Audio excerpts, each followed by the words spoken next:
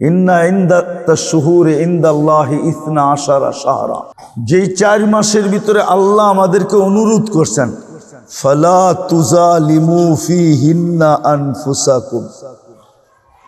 কি কোরআনে আছে না? না বানায় গুলাম আছে? সত্য। আল্লাহ আমাদেরকে নিষেধ করছেন 8 মাস গুনাহ করো, কিন্তু এই 4 মাস করো না।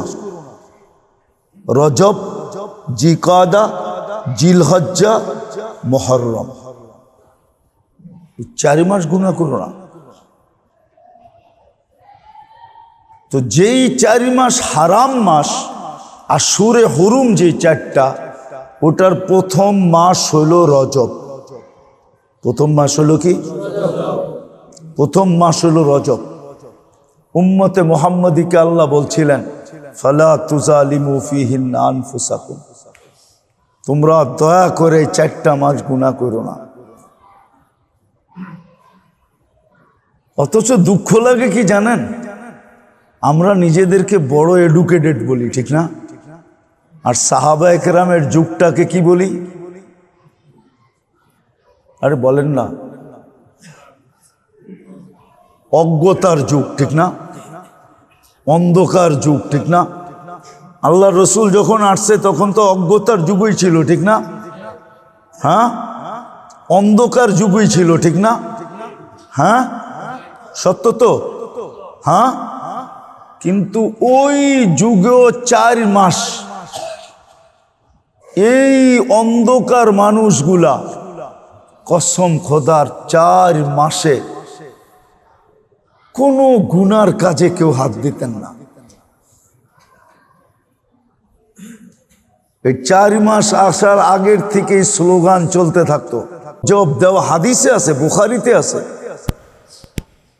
বাহরাইনের লোক আল্লাহর রসুলের কাছে আইসা বলতেছে, ইয়া রাসূলুল্লাহ, এই 4 মাস ছাড়া আমরা আপনার কাছে আসতে পারি না, কেননা আমাদের মাঝে আর কবিলায় মোজার বড় দ্বন্দ্ব, শত শত বৎসর ধরে যুদ্ধ চলতেছে, দুশ্মনী চলতেছে। আর আমাদেরকে বাহরাইন থেকে আসতে হইলে আমাদের দাম্মাম হয়েই আসতে হয়, দাম্মামের কাছাকাছি কবিলায় মোজরের উপর দিয়ে আসতে হয়, কেননা আমাদের যোগাযোগ ব্যবস্থা এইখান দিয়ে শর্ট আর এইখান দিয়ে নিরাপদ। কিন্তু আমরা এই 4 মাস ছাড়া পারি না, কেননা আমাদের সাথে দুশ্মনী। বাকি 8 মাস একজন আর একজনের পাইলে সাইজ, সারাদিন উৎপাইতা থাকে, কে কারে ধরতে পারে। বিদায় আমাগরে এরকম কিছু বলেন যে জীবনেও যদি আমরা না আসতে পারি কোনো দুর্যোগের কারণে, তাহলে যেন আমরা জান্নাত পেয়ে যাই। তো আল্লাহ রসুল এদেরকে এইভাবেই শিখাইতেছেন, এইভাবেই এদেরকে হেদায়েত দিচ্ছেন, বুখারী শরীফে আছে। তো ওই অজ্ঞতার যুগের মানুষগুলা পর্যন্ত, অন্ধকার যুগের মানুষগুলা, কিন্তু আমরা বলে এখন এডুকেটেড। আমি আমার মনকে বুঝতেই কি করে জানেন? আবার রাগ হয়ে যাবেন কিনা বলবো, আবার মিডিয়ায় কথা চলে যেতেছে। আরে বলবো নাকি? হ্যাঁ, বলে আমার ঘরেও বুয়া আছে, আবার প্লেনও পাওয়া যায়, দুজনের কাজ একটাই, ঠিক না? না মনে হয় বোঝেন নাই? হ্যাঁ, কাজ কি? হ্যাঁ, কিন্তু ওইটা শিক্ষিত, আমার বাড়িরটা অশিক্ষিত। আমরা হইলাম শিক্ষিত অজ্ঞ। রাগ হয় না, পায়ে হাত রাখে। আমরা হইলাম শিক্ষিত অজ্ঞ, আর ওরা ছিল অশিক্ষিত অজ্ঞ। আমরা শিক্ষিত হয়েও অন্ধকারে নিমজ্জিত, আর ওরা শিক্ষা দীক্ষা ছাড়া কি হয়েছে? অন্ধকারে নিমজ্জিত। কিন্তু ওজন করলে দেখা যায় আমরা ওদের চেয়েও বেশি নিমজ্জিত। ওরা তো এই 4 মাস গুনাহ করতেন না। আপনি ইতিহাস উঠান, এই 4 মাস কোনো মদের আড্ডা বসতো না, কোনো চুরি হইতো না, ডাকাতি হইতো না, জিনা হইতো না, কোনো নাচের আড্ডা বসতো না। দুশ্মনকে বাড়ির দরজায় পাইলেও কিছু বলতো না, এমনকি তলোয়ার পর্যন্ত সাথে রাখতো না, তলোয়ার পর্যন্ত সাথে হইতো না। যদিও হইতো, কখনো তলোয়ার তার খাপের ভিতর থেকে খুলতো না, বন্ধ থাকতো, সিল লাগানো থাকতো। এতটুকু মানা মানতেন। আর আজকে আমরা এই জন্য মেরে দোস্ত আসেন, যেই সম্পর্কগুলার পিছনে আজকে মাথার গাম পায়ে ফেলতেছি, আর এগুলাকেই মূল্যায়ন করতেছি, আর এগুলারই প্রচার প্রসার চলতেছে, এগুলারই চর্চা চলতেছে, এগুলার পিছিয়ে সবকিছু ব্যয় হইতেছে।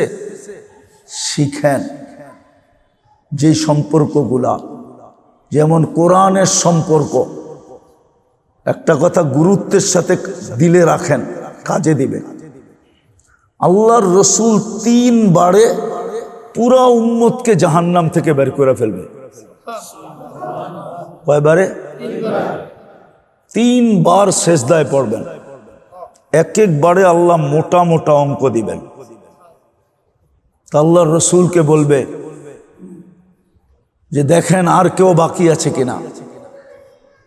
আল্লাহর রসুল বলবে আল্লাহ পুরা উম্মত চলে আসছে 3 বারে, কিন্তু চোখে পানি থাকবে। বলবে কিছু উম্মত বাকি আছে যাদের বিরুদ্ধে কোরআন চলে গেছে, ইল্লা হাবাসাহুল কোরআন, বুখারীতে আছে। কোরআন যাদের বিরুদ্ধে চলে গেছে এদেরকে বাহির করতে পারতেছি না। বাহির করতে গেলেই কোরআন সামনে আসে। কোরআন যাদের বিরুদ্ধে চলে গেছে, আমি তো আপনাদেরকে দেখাইলাম, রাগ হইলেন কিনা জানি না, যে কোরআনকে সারা দিনে আমরা খুইলা চোখ পর্যন্ত বুলাই না, কোরআনকে একটা চুমা দেই না। শুধু বরকতের জন্য কোরআন ঘরে রাখা আছে। কসম খোদার, কোরআন আমাদের ঘরে কাঁদতেছে আর আমাদেরকে বদদোয়া দিতেছে, বদদোয়া। বদদোয়া দিতেছেন। উচিত ছিল প্রত্যেক ফ্যামিলির উচিত ছিল পুরো ফ্যামিলি সারা জীবনের জন্য ডোনেট করা উচিত ছিল। পুরো ফ্যামিলি একজন ছেলেকে হাফেজ আলেম বানানো, এটা পুরো ফ্যামিলি ফান্ড জমা করা, যে ওর মৃত্যু পর্যন্ত যেন ওর কিচ্ছু না করতে হয়। আমরা পুরো ফ্যামিলি এটার জন্য ফান্ডিং করব। কেননা একজন হাফেজ 10 জনকে জান্নাতে নিয়ে যাবে। কোন 10 জনকে? ওয়াজাবা লাহুন নার, যার জন্য জাহান্নাম অবধারিত ছিল। একজন আলেম 400 জনকে জান্নাতে নিয়ে যাবে, যার জন্য জাহান্নাম অবধারিত ছিল। এরকম 400 জনকে নিয়ে যাবে। তাইলে পুরো ফ্যামিলি, মনে করেন এক ফ্যামিলিতে বাপ, চাচা, খালা, ফুফু সব মিলা কয়জনার হয়? মনে করেন হইল 15-20 জন, ঠিক না? হ্যাঁ, 15-20 জন মিলা যদি একটা ছেলেকে ফান্ডিং করত, যে তোর কিচ্ছু করতে হবে না, আমরা এই ফান্ড জমা করলাম, তুই হাফেজ হবি, আলেম হবি, আর দিন নিয়ে কাজ করবি। আমরা চাই কিয়ামতের দিন তুই যেন আমাদেরকে সুপারিশ করে জান্নাতে নিয়ে যেতে পারিস। আপনারা যারা বসে আছেন, আপনাদের 2 দিকের ফ্যামিলি মিলায় আমাকে 400 জন মিলাইয়া দেন তো। পারবেন 400 জন মিলাইয়া দিতে? ও তো একা 400 জনকে নিয়ে যাবে। আমাদের ফান্ড খরচ করা দরকার ছিল এইখানে, আমরা ফান্ড খরচ করতেছি জয়া কোনখানে, নাম বললাম না, নাম বললে বলতে পারি দুই চারটা। চিনি তো আমি, এমন না যে চিনি না, এমন না যে চিনি না।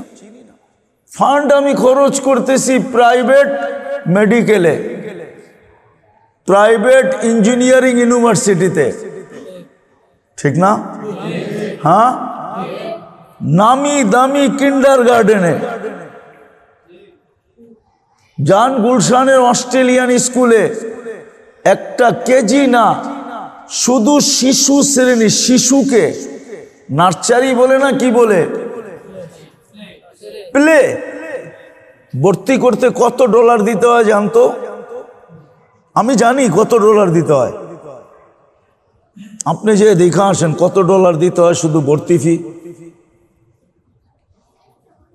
শুধু ভর্তি ফি দিলে তো হবে না, সকালবেলা মাকে যেতে হবে সাথে, আর ছুটি না হওয়া পর্যন্ত মাকে ওইখানে পেপার বিছায়া বসে থাকতে হবে। বিশ্বাস মনে হয় না আপনাদের? একদিন যাইয়েন গুলশানে, দেখা আইসেন। যদি বিবেক বুদ্ধি আপনার ঠিক থাকে তাহলে আপনি দেখবেন আর হাসবেন, যেটা কোনো সিস্টেম হলো।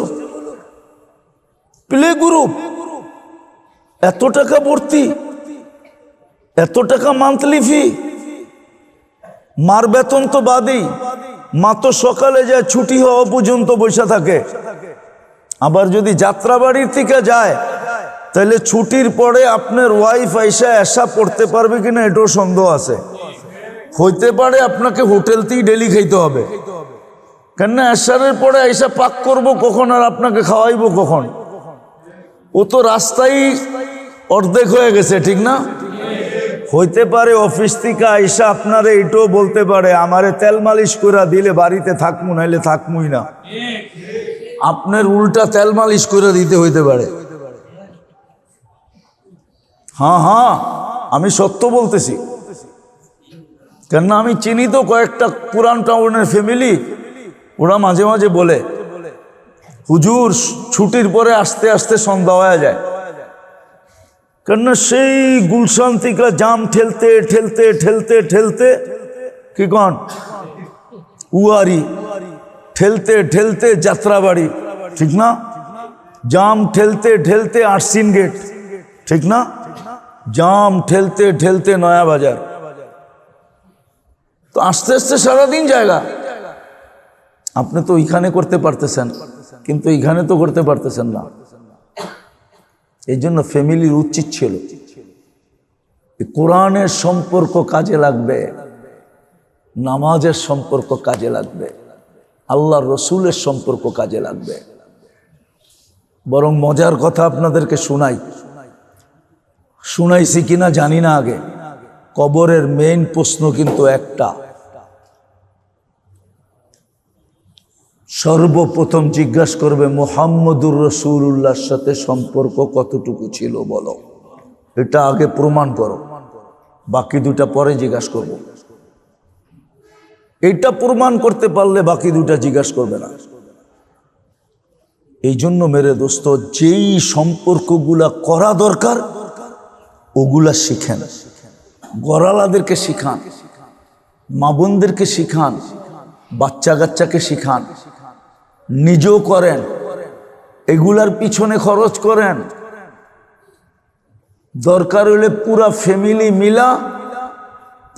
ফ্যামিলি মিলা ফান্ড জোগাড় করেন, যে পুরা ফ্যামিলির থেকে একজন সুপারিশকারী আমরা বানাইতে চাই, ওর যেন মৌত পর্যন্ত কোনো কাজ না করতে হয়, বরং যে শুধু কিয়ামতের দিন আমাদেরকে নিয়ে যাওয়ার জন্য। শিখেন, এটা করেন, কাজে দিবে। আর না হইলে কিন্তু সত্য এটাই, একদিন আপনার সম্পদেই আপনি মাথায় মারবেন আর চিৎকার দিবেন, কোনো কাজে দিবে না, কোনো কাজে দিবে না। আজকে কোরআনের চুমা দিতে এত কষ্ট লাগে, কালকে দেখবেন চুমাই কাজে দিছে। একজন আপনার সামনে দিয়া কোরআন টানতে টানতে নিয়ে যাবে, ওরে জিজ্ঞাসা করবেন কোরআন তোকে টানতে টানতে নিয়ে যায়, তুই কোরআনের জন্য করছস কি? ও বলবে কিচ্ছু করি না, খালি ডেলি একটা চুমা দিছি এই জন্য নেওয়া যাইতেছে। বলেন তখন আপনার আফসোস কিরকম থাকবে? ও বলবে আমি ডেলি পড়ি নাই, শুধু কোরআনটার মধ্যে চোখ বুলাইছি, চোখ বুলানো আমাকে নিয়ে যেতেছে। আরেকজনে বলবে কোরআন কে আমি শুধু বুকে লাগাইছি, এই জন্যই কিতাবে পাওয়া যায় কিয়ামতের দিন সুযোগ দিবে আল্লাহ। ইমাম গজালি রহমতুল্লাহ আলাইহি বলে লম্বা লেখছেন, আমি শর্ট করে বলতেছি। কিয়ামতের দিন জিজ্ঞাসা করবে আলেমের লোকে সম্পর্ক ছিল তো প্রমাণ দিতে পারলে বলবে তুমিও যাও। বলবে আলেমের সাথে সম্পর্ক ছিল না, তো আলেমের সাথে যার ছিল তার সাথে ছিল, প্রমাণ দিতে পারলে বলবে তুমিও যাও। বলবো সম্পর্ক তো ছিল না, বলে বৈশা কখনো খাইছো? তো যদি প্রমাণ দিতে পারে বলবে তুমিও যাও। যদি না খায়া থাকে তো আলেমের সাথে যে বৈশা খাইছে তার সাথে খাইছো কিনা, যদি প্রমাণ দিতে পারে বলবে তুমিও যাও। বাজার হবে একদিন, বাজার সেমন বাজার হবে সেমন। এই জন্য শিখেন, বাচ্চা কাচ্চাকে শিখান,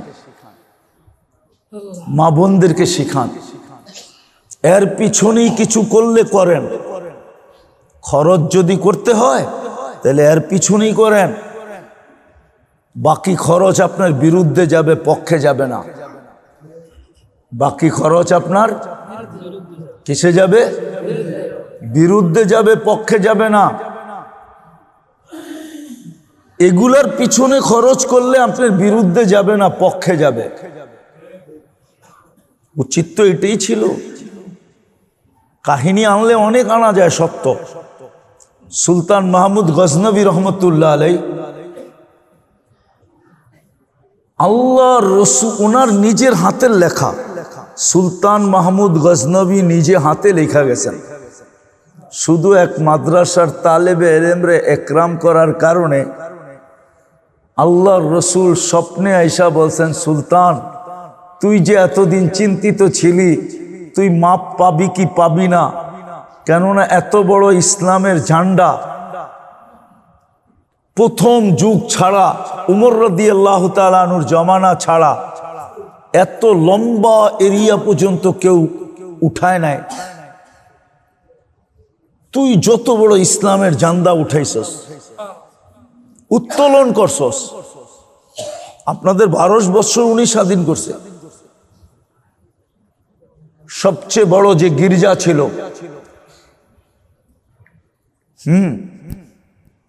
কেননা এক সময় ছিল ভারতবর্ষে মুসলমান যদি গরুর গোস্ত পাওয়া যেত তাহলে তাকে জবাই করত। এক রাজা ছিল, তো এটা সুলতান মাহমুদ খবর পাইছেন। ওই দিন থেকে উনি ঘুম খাওয়া দাওয়া ছেড়া দিছেন, যে যতক্ষণ পর্যন্ত আমি ভারত স্বাধীন না করব ততক্ষণ পর্যন্ত আমি শান্তিতে ঘুমাবো না। তো উনি 17 বারের সময় স্বাধীন করছেন। লম্বা কাহিনী। তো আল্লাহ রসুল বলছে, তুই তালেবে ইলমকে ইজ্জত করার কারণে সুলতান তুই যেই চিন্তায় চিন্তিত ছিলি আল্লাহ তোকে মাফ করে দিছে। ওনার নিজের লেখা।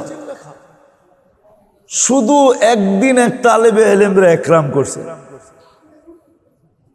কাহিনী অনেক লম্বা। এই জন্য আমরা শিখি এবং এটার পিছিয়ে আমরা খরচ করি, যেই সম্পর্কগুলা চিরস্থায়ী হবে, ক্ষণস্থায়ী না। আজ আছে কাল নাই। আল্লাহ আমাদেরকে জানি না কতটুকু বুঝাইতে পারলাম, জানি না কতটুকু বুঝে আসলো। এই সম্পর্কগুলা গড়েন, এর পিছে দৌড়ান, এর পিছে সবকিছু যতটুক সাধ্য লাগান, যতটুক সাধ্য লাগান। এই ব্যাপারে যেন কোনো দ্বিধাদ্বন্দ্ব না থাকে, কোনো কৃপণতার ছোঁয়া না থাকে। কোনো কৃপণতার ছোঁয়া না থাকে। করা উচিত ছিল যাদের, তারা তো করে না, কিন্তু যারা কিছু পাবে না তারা করে। আপনাদেরকে তথ্য দিতেছি আমি, তথ্য। খ্রিস্টানদের পাদ্রীদের কিন্তু কোনো বেতন নাই, নির্ধারিত বেতন নাই। আপনি কইবেন এটাই তো ভালো, ঠিক না? কি আগেরটা শোনেন, পাদ্রীর যত খরচ লাগবে তার ফ্যামিলির এন্টার খ্রিস্টান কমিউনিটিকে বহন করতে হবে। এটা হলো খ্রিস্টানদের রুলস। যদি বহন করতে না পারেন তাহলে গির্জার যত আয় সব এন্টার পাদ্রীর নামে যাবে। এই জন্য ভ্যাটিকান সিটির মালিক হলো পোপ। কে? কি? হ্যাঁ, জানেন কি? জানেন তো না? জানেন? ভ্যাটিকান সিটির মালিক হলো পোপ। এন্টার যত টাকা, ভ্যাটিকান সিটি এটা তো একটা সিটি, একটা দেশ। ইটালির ভিতরে একটা স্বাধীন, সবচেয়ে দুনিয়ার ছোট দেশ, ঠিক না? এটা সব আয়ের মালিক হলো পোপ। খ্রিস্টান গির্জার মালিক হলো পাদ্রী। কে? এই জন্যই তো আমেরিকাতে বিক্রি করতে পারতেছে। কে বিক্রি করে? কমিউনিটি। পাদ্রী বিক্রি করে, পাদ্রী মালিক। পাদ্রীকে পালার দায়িত্ব হলো পুরা কমিউনিটি। যত খরচ হোক, ওইখানে হাজার আর লাখ নাই, যা খরচ হবে কমিউনিটি দিবে, দিতে সে বাধ্য, নাইলে ফাইন হবে।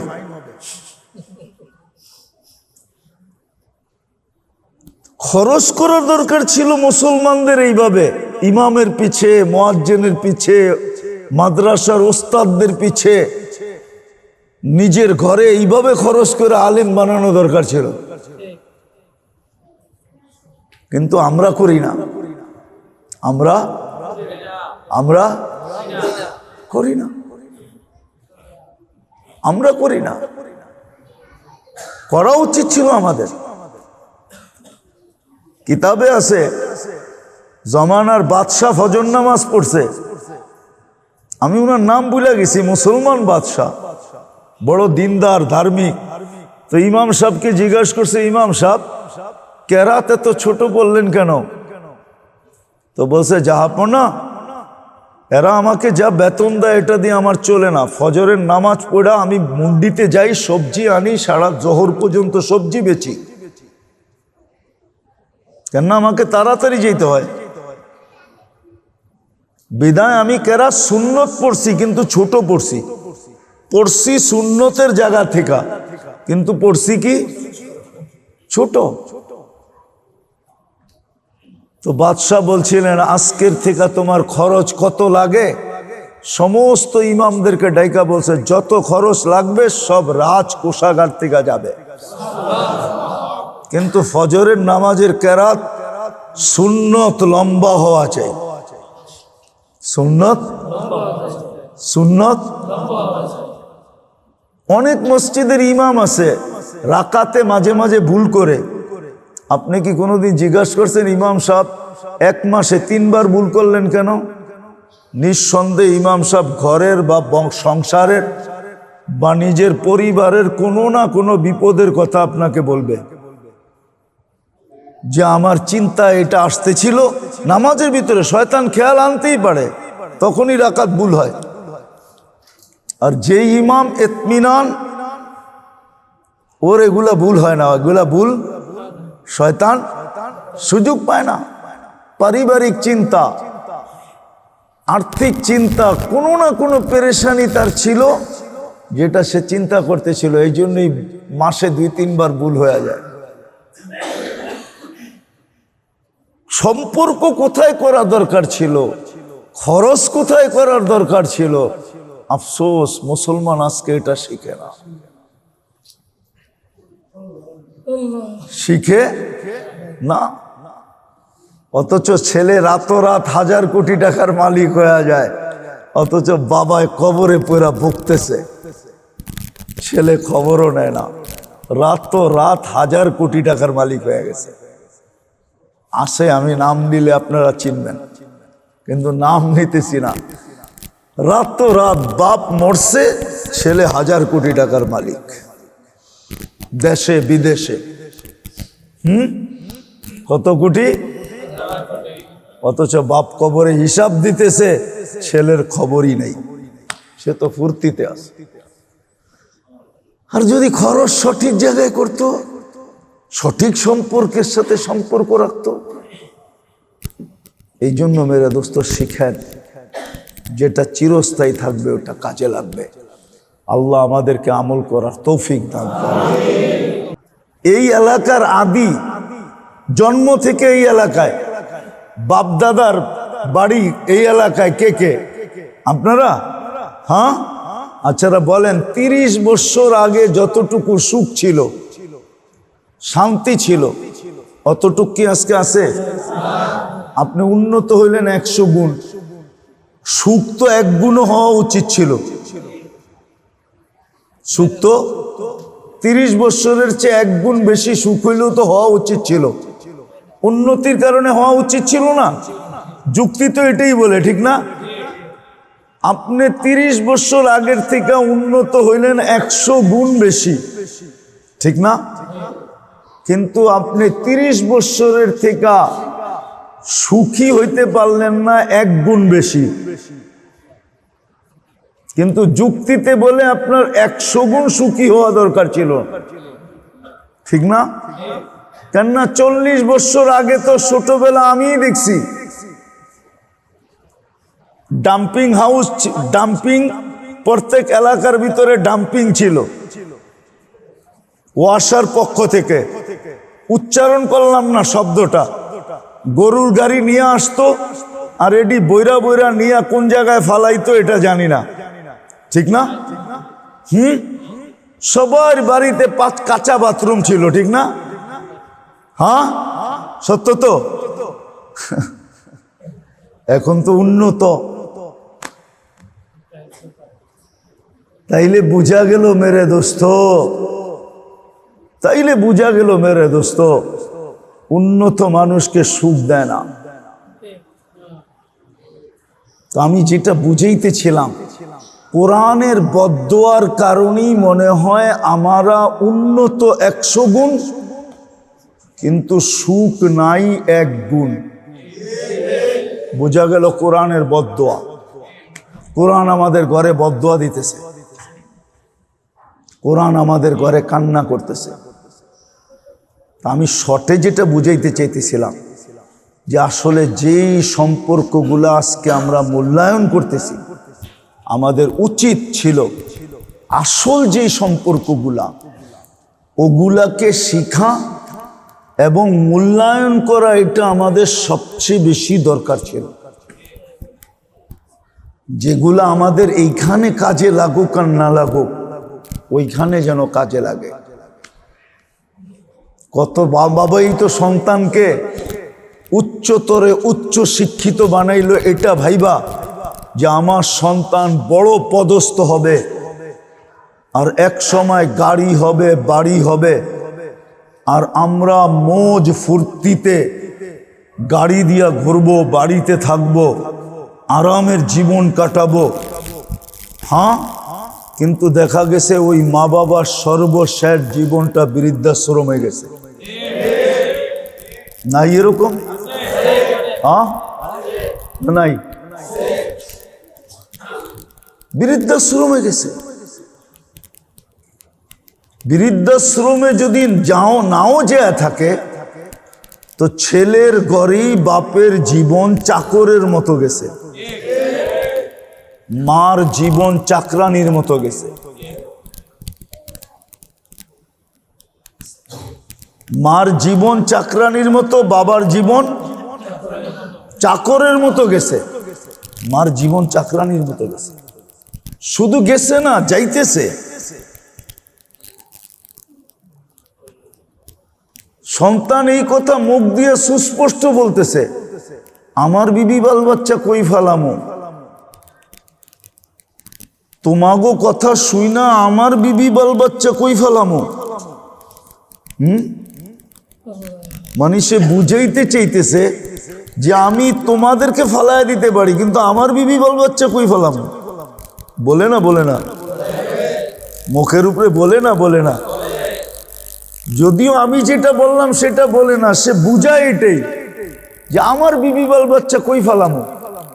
সে বুঝাইতে চায় তোমাদেরকে ফালায়া দেওয়া যায়, কিন্তু আমার বিবি বাল বাচ্চা কই ফেলামো। মাকে বলে, বাপকে বলে। আর এটা ভুল এই জন্যই, কেননা একটা ছোট হাদিস ছিল, মান আসলাহা বাইনাহু ওয়া বাইনাল্লাহ। যা করণীয় ছিল তা যদি করত, যা করণীয় ছিল তা যদি করত, যা করণীয় ছিল তা যদি করত। এই জন্য বাংলা একটা প্রবাদ বাক্য আছে, বাবিয়া করিও কাজ করিয়া বাবিও না। বাবিয়া করিলে কাজ সুক্তার হয়, না বাবিয়া করিলে কাজ মরণের ভয়। যা করণীয় ছিল তা যদি সে করত, তাহলে আল্লাহর অঙ্গীকার ছিল যা তোমার করণীয় ছিল না, ওটা তোমার করণীয় ছিল কিন্তু তুমি করো নাই, ওটা আমি আল্লাহ কইরা দিব। ওটা আল্লাহ কইরা দিতেন, ওটা আল্লাহ কইরা দিতেন। এই জন্য আমাদের করণীয় ছিল মেরে দোস্ত, শিখা দরকার অতি তাড়াতাড়ি।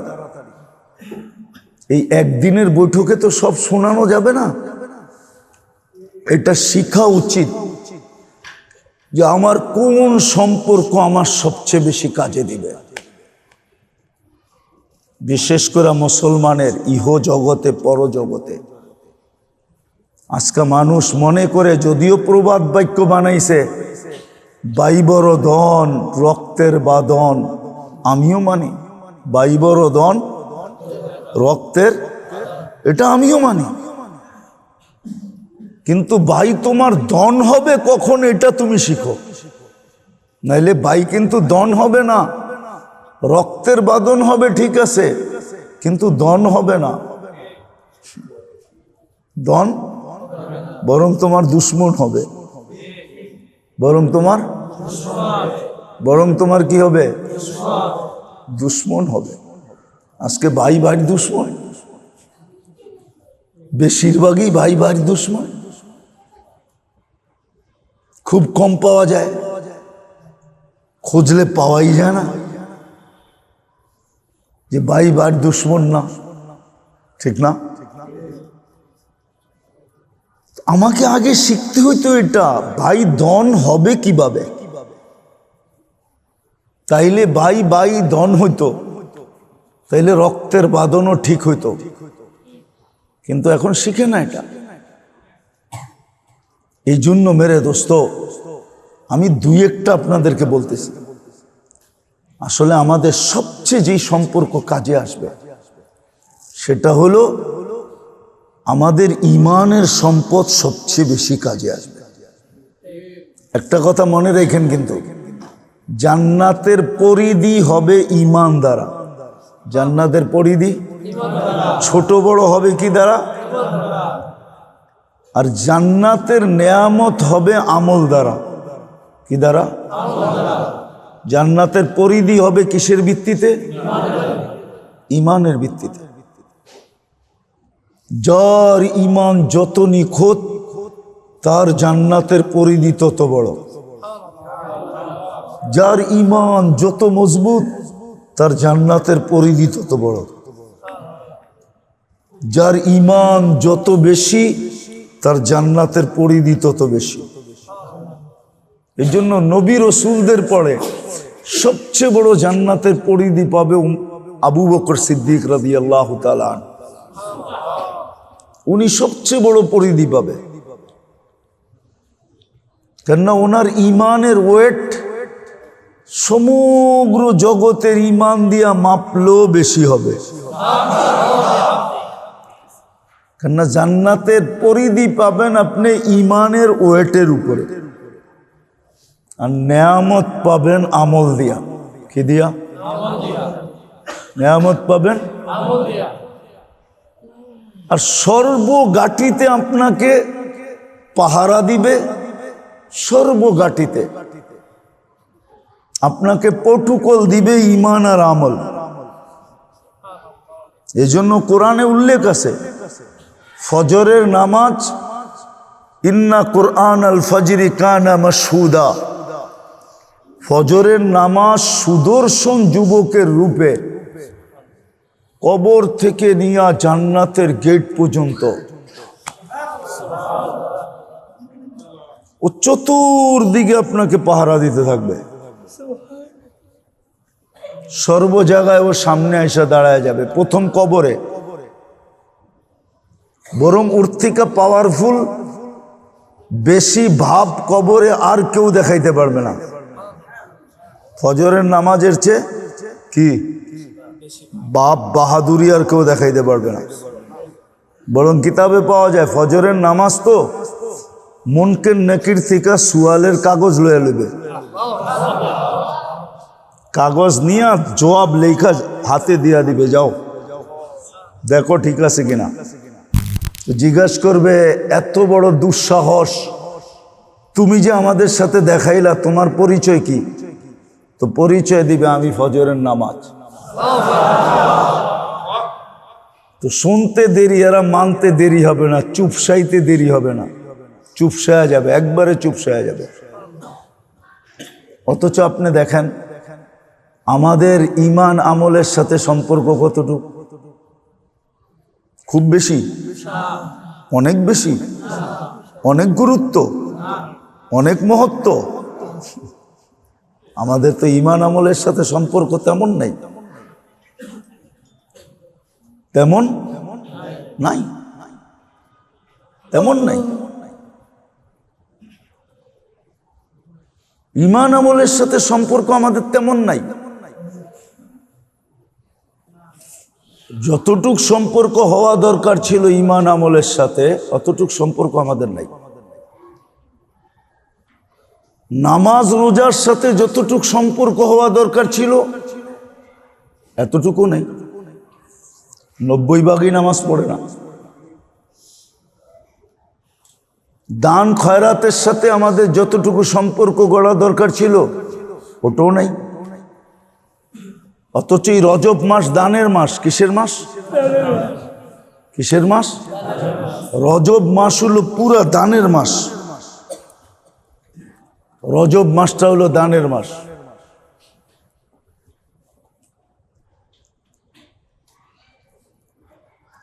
রজব মাসটা হলো নৈকট্য অর্জনের মাস। বোঝা গেল এই রজব মাসে সবচেয়ে অল্প সময় সবচেয়ে নৈকট্য লাভ করা যায়। নাইলে আল্লাহ মেরাজের জন্য রজব মাসটা নির্বাচিত করলেন কেন? রজব মাসটা মেরাজের মাসই তো। মেরাজ তো গেল গত পরশু দিন, ঠিক না? 24 তারিখে গেছে মেরাজের রাত্র, না 26 তারিখে? 28 তারিখে। 28 তারিখে মেরাজ। তো মেরাজের জন্য এই মাসটা কেন নির্ধারিত করলেন? বোঝা গেল এই মাসটা নৈকট্যের মাস। নাইলে বন্ধুকে এত কাছের নৈকট্য দিলেন কেন? আবার বোঝা গেল এই মাসে যত দ্রুত গতিতে সমস্ত স্তর অতিক্রম করা যায়, অন্য মাসে এত দ্রুত গতিতে কি করা যায় না, সব স্তর অতিক্রম করা যায় না। বোঝা গেল নৈকট্যের সমস্ত স্তরকে আল্লাহ বিলকুল কাছে কাছে কইরা দিছেন, যাতে বন্ধু এক রাত্রের ভিতরে নৈকট্যের উচ্চ শিখরে উঠা আবার বাড়ি ফিরাইতে পারে। রজব মাসটা এই জন্য ছিল। ভালো মতে বোঝেন, কিন্তু যে বুঝবে তার কাজে দিবে, যে বুঝবে না কাজে দিবে না। এটা নৈকট্যের মাস ছিল।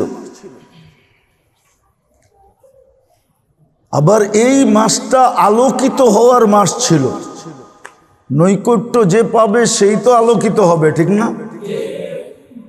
আবার এই মাসটা ছিল, যদি আপনি নৈকট্য অর্জন করতে পারেন তাইলে এই মাসেই আপনি সমগ্র গোপন তথ্য আপনি জানতে পারবেন, দেখতে পারবেন।